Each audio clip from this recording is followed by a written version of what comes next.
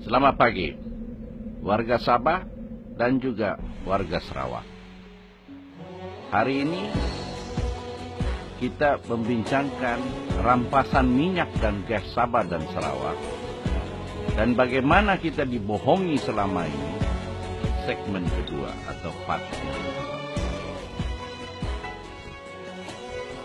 Bagaimana di dalam segmen ini, bagaimana minyak dan gas dipulangkan ke Sabah dan Sarawak setelah dirampas tadi itu, dalam segmen yang lalu. Dan dipulangkan ke Sabah dan Sarawak secara tidak sengaja. Dan apabila mereka memahami bahwa mereka telah pulangkan pelantar benua ini kepada Sabah dan Sarawak secara tidak sengaja, mereka membuat satu undang-undang yang diluluskan oleh Parlimen pada 18 April 2012, di mana mereka merampas balik. Nah, sebelum kita pergi ke sana,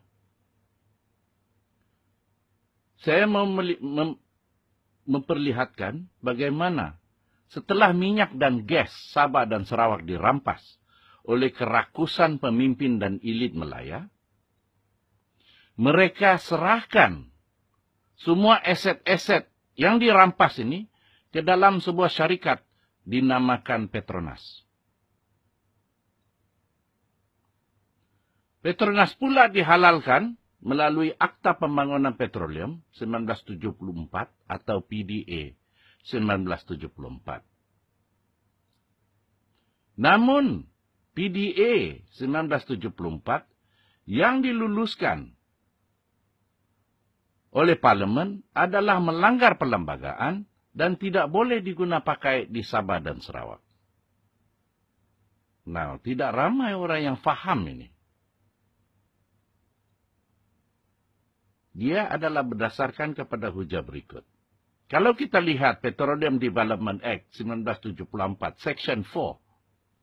Section 4 mengatakan bahwa the corporation atau Petronas hanya boleh membuat cash payment.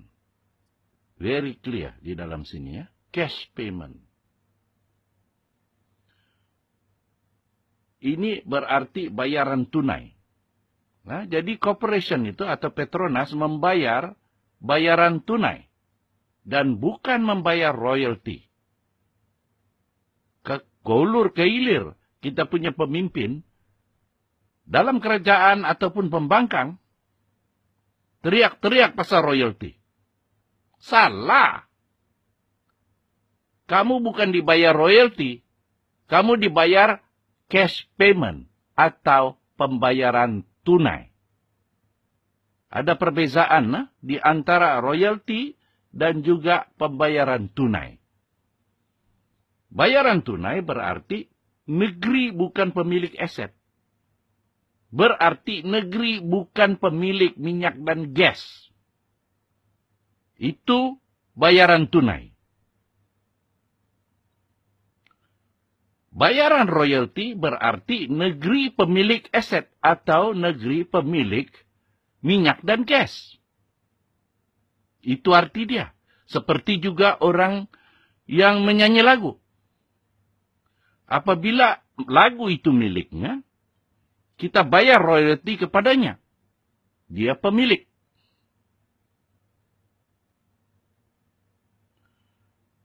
Walaupun sekiranya kita melihat daripada perlembagaan royalty itu rendah.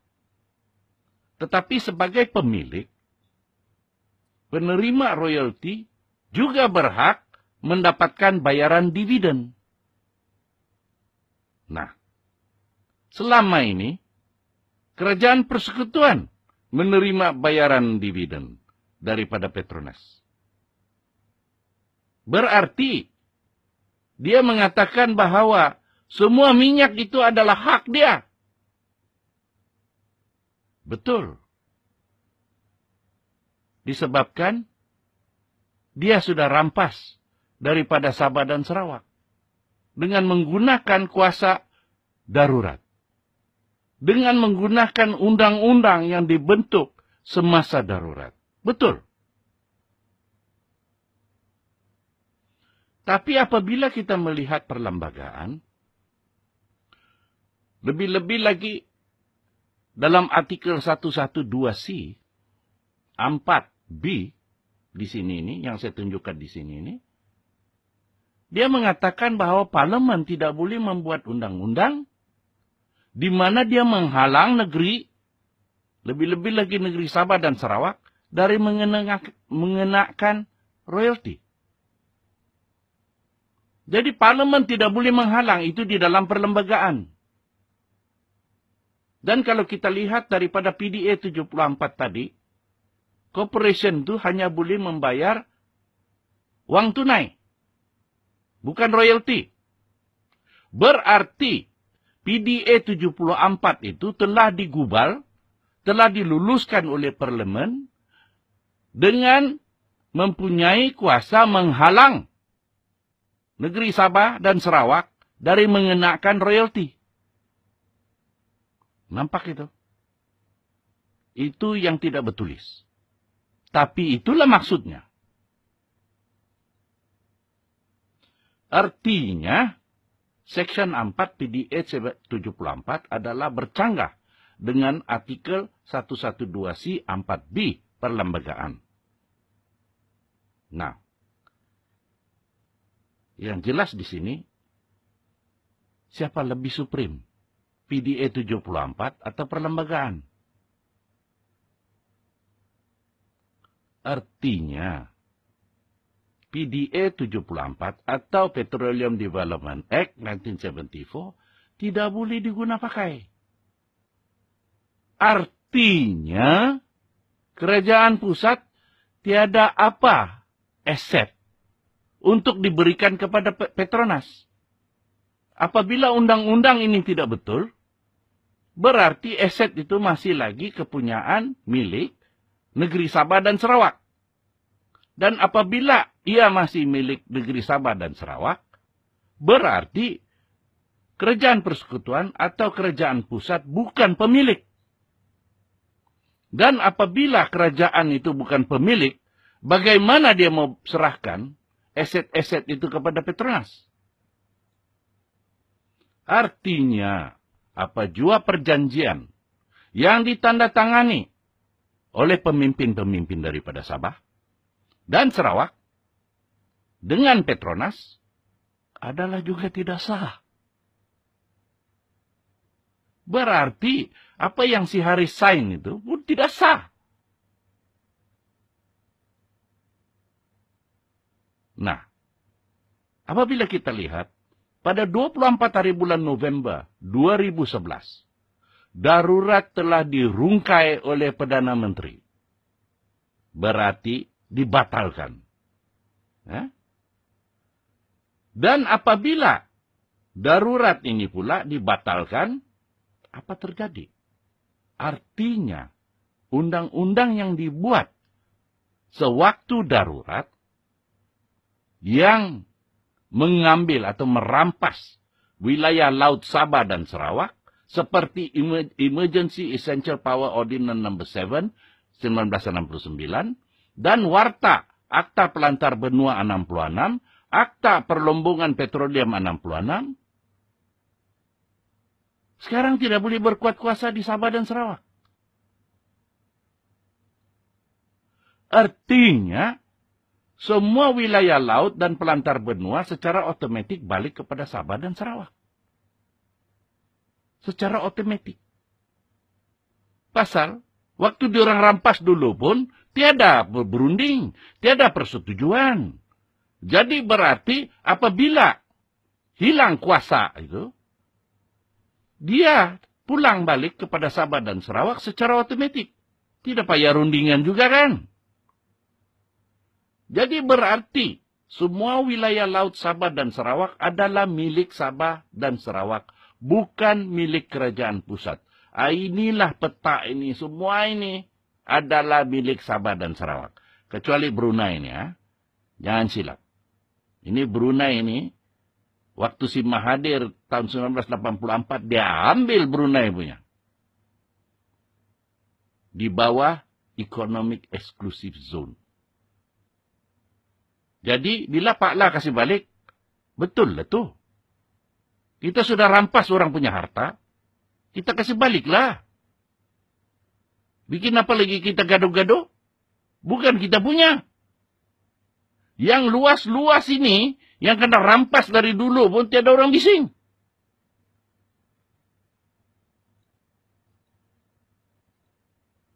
Jadi, menyedari kesilapan Perdana Menteri,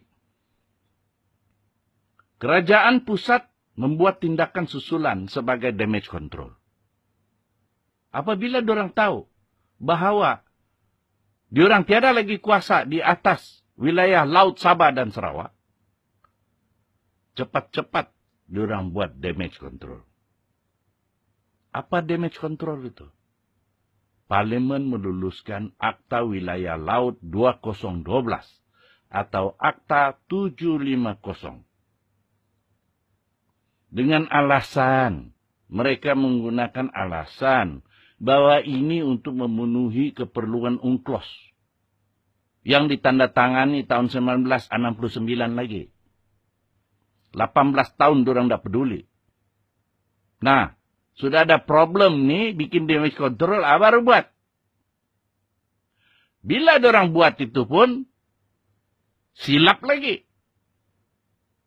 Pasal itu, darurat sudah tiada. Dan Akta 750 melanggar lagi peruntukan perlembagaan. Dan mengambil alih kuasa Sabah dan Sarawak tanpa persetujuan. Nah, kita ambil contoh. Ini Section 33 di dalam Territorial Water Act atau Act 750 2012. Dia katakan di sini, for purpose of Continental Shelf, Petroleum Mining Act. Ini dua ini, Continental Shelf dan Petroleum Mining Act ini, diorang wartakan menggunakan kuasa darurat. Apabila kuasa darurat sudah tiada, berarti warta tersebut juga tiada kuasa. Berarti ini Continental Shelf dan Petroleum Mining bukan lagi milik kerajaan pusat. Dia sudah automatically milik kerajaan negeri, Sabah dan Sarawak. Lepas tu dia cakap sini, written law relating to land in force in Sabah and Sarawak. Parlimen mana ada kuasa ambil kuasa Sabah dan Sarawak atas tanah? Tanah adalah eksklusif kuasa negeri. Land Ordinance di Sabah, Land Code di Sarawak. Itu eksklusif negeri. Kerajaan persekutuan tidak boleh ambil alih. Lepas itu dia bilang reference to territorial sea. Reference to territorial sea, dia mau ambil alih Order in Council yang dibuat oleh Ratu British tahun 1954. Tidak boleh. Itu bukan kuasa kerajaan persekutuan. Itu bukan kuasa kerajaan pusat. Itu cuma nafsu pemimpin. Section 33. Sama dengan peruntukan Ordinance Nombor 7 1969. Bagaimana kau buat undang-undang begini yang memerlukan kuasa darurat? Kau sudah tiada kuasa darurat. Paham gak? Namun Akta Pelantar Benua dan Akta Perlombongan sudah tidak kuat kuasa di Sabah dan Sarawak sudah. Jadi berarti Akta 750 tidak berkuat kuasa di Sabah dan Sarawak. Paham gak? Dan kerajaan pusat tidak boleh mengambil kuasa Sabah dan Sarawak dalam hal tanah atau wilayah lautnya. Tidak boleh. Ada protection di bawah perlembagaan. Kalau tidak pandai baca, cari saya. Saya tunjukkan. Dan Akta 750 diluluskan oleh parlemen bukan sewaktu darurat. Jadi bagaimana dia boleh luluskan? Parlemen sendiri tidak paham kuasanya. Bagaimana itu? Parlemen tidak paham had kuasanya. Akta 750 melanggar peruntukan perlindungan perlembagaan khusus untuk Sabah dan Sarawak. Dia langgar. Berarti Akta 750 tidak boleh berkuat kuasa di perairan atau wilayah laut Sabah dan Sarawak. Paham nggak itu? Apabila kau melanggar kuasa-kuasa negeri, artinya kerajaan pusat tidak memiliki apa-apa di wilayah laut Sabah dan Sarawak. Tiada yang dia miliki.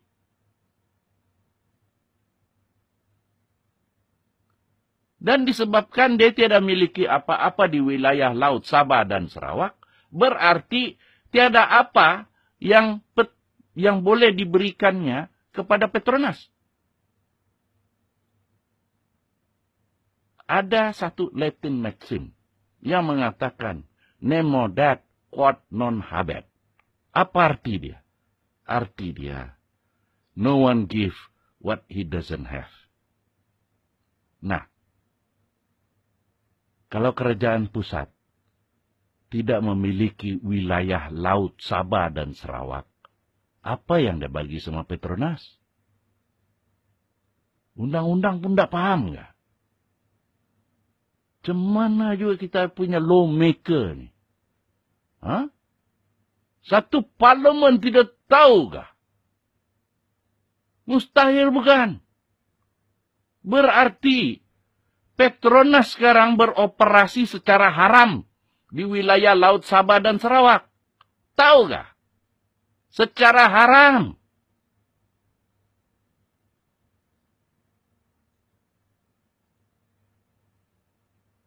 Jadi kenapa keadaan ini tidak diperbetulkan?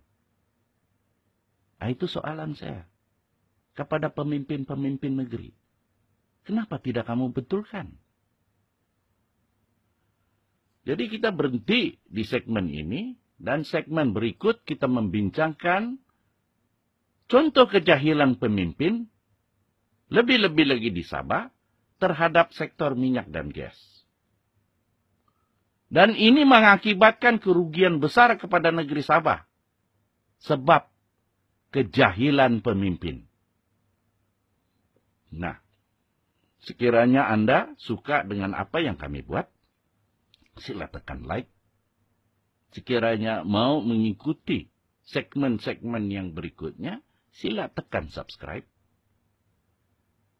Dan saya ingin menjelaskan bahwa kita tidak menerima dana dari mana-mana atau derma lebih-lebih lagi daripada Saudi Arabia.